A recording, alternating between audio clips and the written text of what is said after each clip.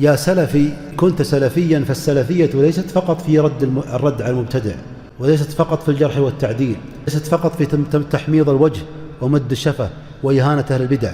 السلفية حتى في قيام الليل، السلفية حتى في المواظبة على الصلوات والسباق إلى الصف الأول، السلفية في الخشية من الله، السلفية في سكب الدموع والخوف والبكاء والوجل من رب عز وجل، السلفية في رحمة الصغير وإقراء الضيف والكرم، السلفية في الحلم في الصبر، السلفية تكون في بر الوالدين وفي صلة الأرحام. السلفية كالإيمان، كما أن الإيمان 70 شعبة، أعلاها قول لا إله إلا الله وأدناها إماطة الأذى عن الطريق، فكذلك السلفية أعلاها التوحيد والسنة والعقيدة والثبات على أصول الإسلام، وأدناها الآداب حتى لو كانت آدابا يسيرة، من إماطة الأذى عن الطريق، من الإعانة المحتاج، من إغاثة الملهوف، من إقراء الضيف، من خدمة الصديق. هذه السلفية الحقة.